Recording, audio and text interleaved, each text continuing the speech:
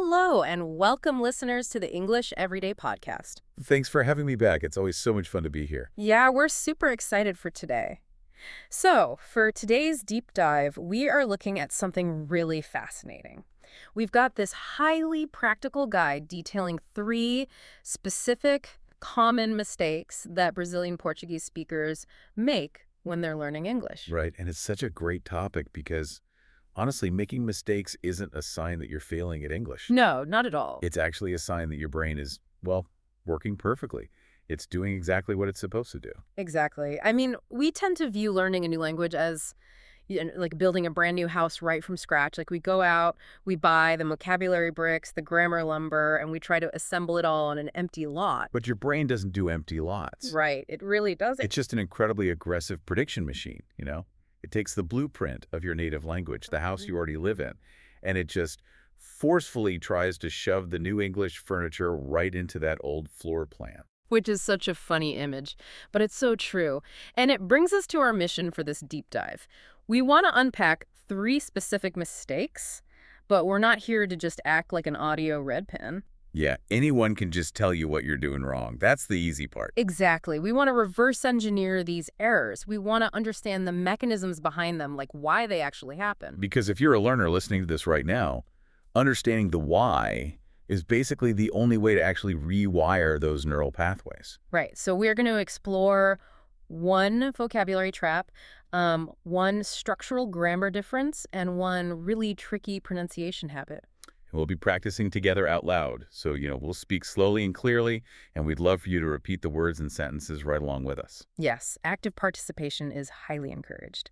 So let's just jump right into the first friction point, which is vocabulary, getting the words right. Oh, the classic vocabulary traps. Right. So our source highlights this really notorious trap involving the Portuguese word atualmente. So a Brazilian learner wants to say they currently live in São Paulo.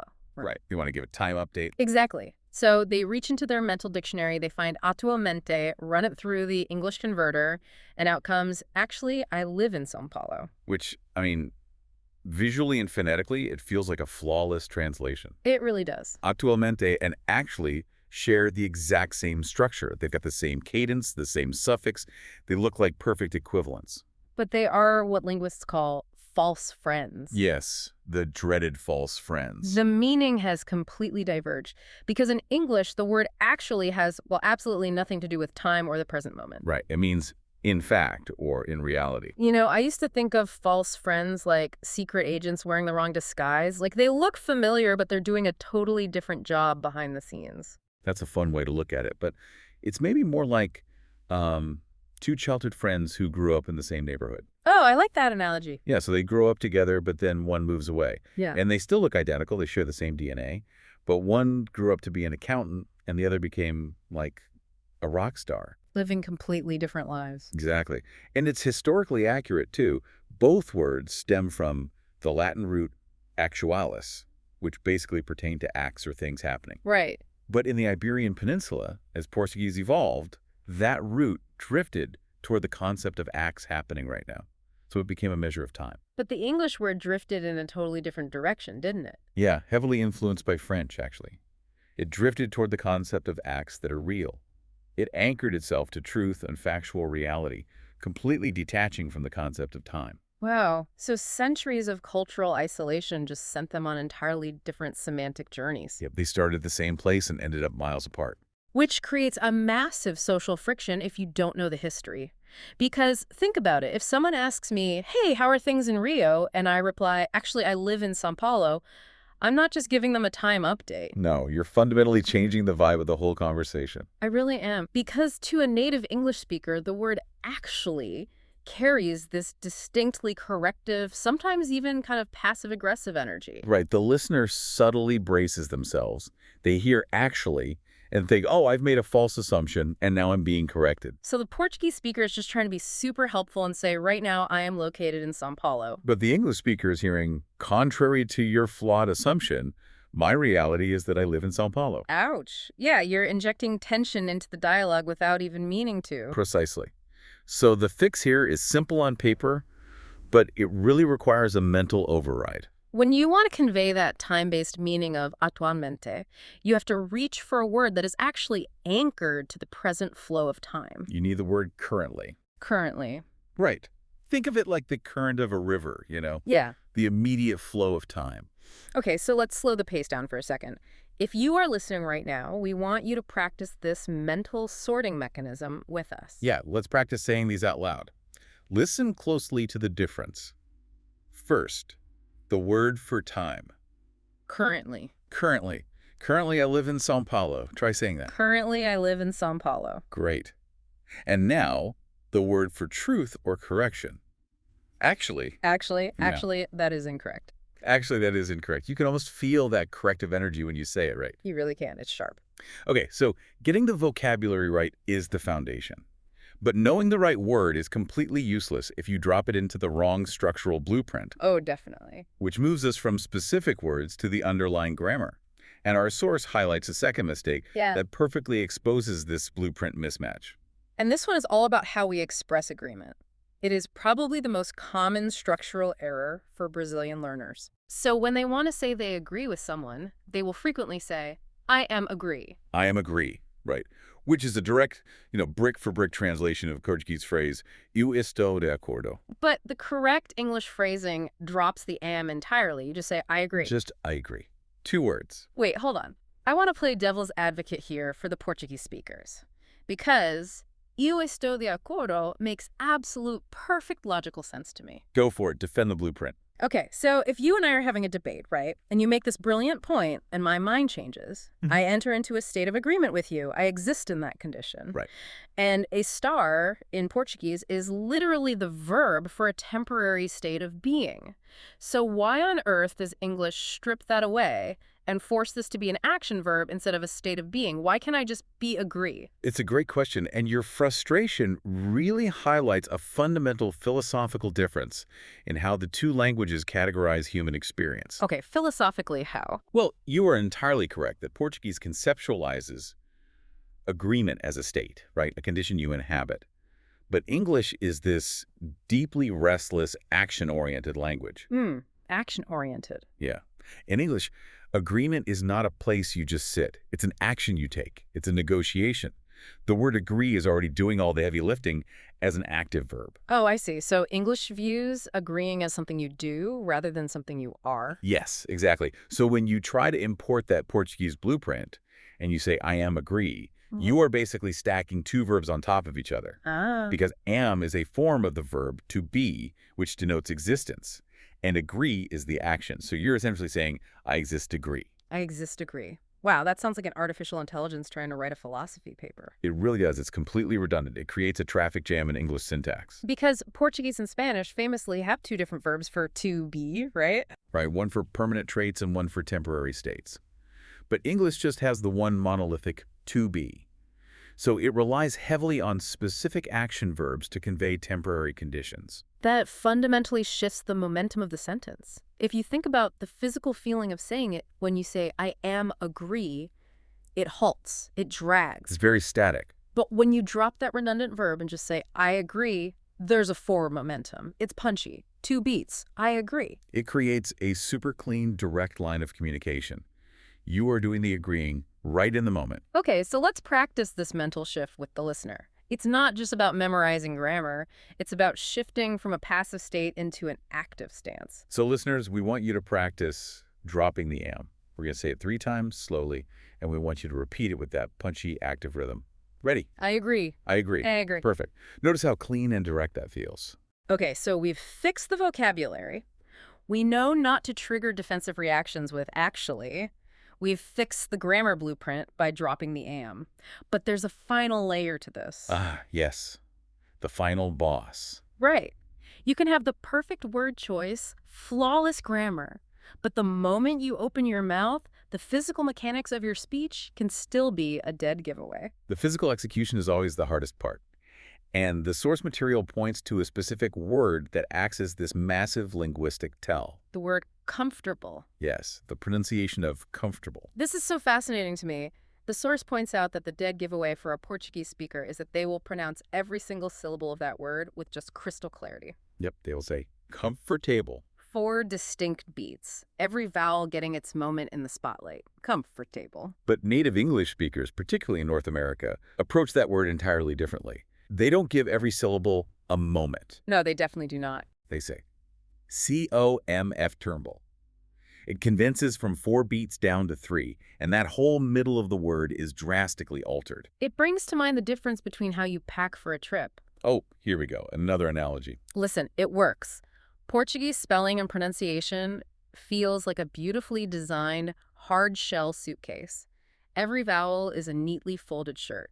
You open the suitcase, you can see everything clearly, and you respect every item. You say what you see. Because Portuguese is largely a phonetic language. The visual representation on the page closely aligns with the physical mechanics of the mouth. But English is an overstuffed, chaotic canvas duffel bag. We have shoved 1,000 years of borrowed words, silent letters, and bizarre historical spellings into this bag. That is painfully accurate. Right. So to actually speak the language, you can't respect the letters. You have to essentially sit on the suitcase, pull the zipper as hard as you can, and squish everything down just to make it close. The squishing mechanism you're describing is the difference between a syllable-timed language and a stress-timed language. Okay, break that down for us. Well, Portuguese is syllable-timed. Every syllable receives roughly the same amount of time and energy. It creates a steady, rhythmic cadence. Da, da, da, da. Comfortable. Exactly. English, however, is heavily stress-timed. We pick one specific syllable in a word to carry all the weight, the volume, and the clarity. In this case, the first syllable, C-O-M-F. Right.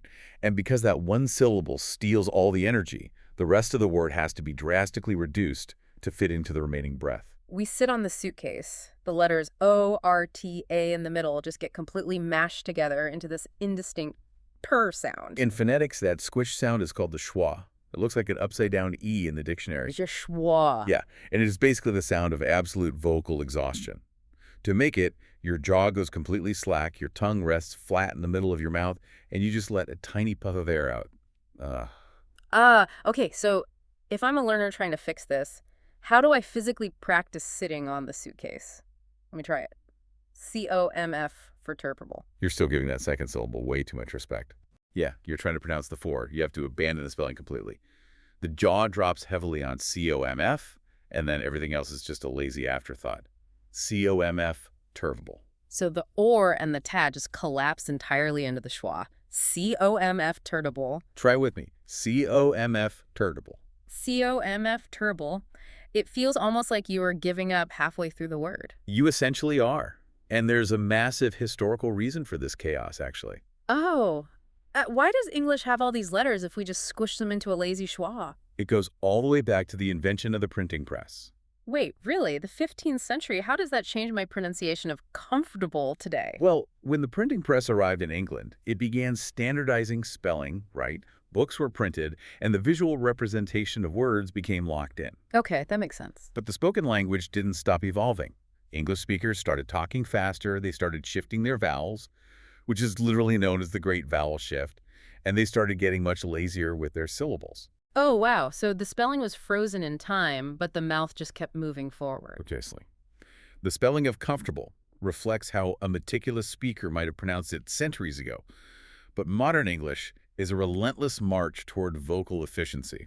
So we keep the spelling for historical continuity, but we swish the actual sounds to save time and breath. Yes. So when a Brazilian learner carefully pronounces comfortable, they aren't actually speaking poorly. They're just speaking English like a 15th century aristocrat who respects the printing press. That is a brilliant way to frame it. You're respecting the ghosts of the letters rather than the reality of modern stress timing. That's so cool. So the key to sounding natural in English is to just embrace the vocal laziness. You have to find the stressed syllable, hit it hard, and let everything else collapse into that slack-jawed schwa. Let's practice that messy reality with the listeners right now. We want you to try this squished rhythm. I'll say it slowly, and you repeat after me. Remember, hit the first syllable hard and be lazy with the rest. C-O-M-F turtable. C-O-M-F turtable. Let's do it again. C-O-M-F turtable. K-O-M-F turtable. Great. The more you practice that swish rhythm, the more natural your English is going to sound. And that applies to so many words, you know. Like vegetable becomes vegetable. Chocolate becomes G-O-C-lit. Once you understand the mechanism, you stop trying to pronounce the ghosts So taking a step back, this source material has really given us an incredible window into the mechanics of language learning. It really has. We covered a lot. We started with the vocabulary trap, understanding that actualmente and actually share a Latin childhood, but grew up to have entirely different semantic jobs. We have to swap actually for currently. Right, avoiding that unintended passive-aggressive friction. Then we moved into the architectural differences of grammar. We looked at how we have to drop the redundant am to say I agree, letting it stand on its own as an active pursuit. Moving from a state of being into an action. And finally, we tackled the physical execution, squishing the syllables in comfortable, abandoning the historical spelling, and embracing the stress-timed rhythm. And I think the overarching lesson here is that none of these mistakes are signs of linguistic failure. They're just symptoms of a highly functional brain finding patterns. So I want to connect directly with you, the listener, and ask the exact question posed by our source material today. How many of these mistakes have you made before? Probably a few, right? And that's okay. Give your brain's prediction machine a little grace. Exactly. You are just trying to force Portuguese logic into an English world. Which honestly leaves us with a much broader and frankly quite profound concept to chew on as we wrap up. Oh, I love a good final thought. What is it? Well, building on our discussion of how native languages map onto new ones, think about this. If these three mistakes reveal the underlying DNA of the Portuguese language, its love for clear, distinct vowels, its logical states of being, what does the messy, squished, action-oriented nature of English say about its own cultural and historical roots? The chaotic canvas duffel bag. Exactly. Languages are historical artifacts. The chaos of English is a direct reflection of constant invasions, the collision of Germanic and Latin cultures, and this restless drive for efficiency over elegance. That is a fascinating thought to ponder the next time you learn a new English rule. You aren't just memorizing arbitrary textbook rules. You're wrestling with 1,000 years of messy human history, one squished syllable at a time. Keep embracing the chaos. Well said. Thank you all for joining us on this deep dive. We invite all our listeners to subscribe to English Every Day and leave a comment sharing your own language learning moments. We'd love to hear from you. Until next time, keep practicing, and we will see you on the next deep dive.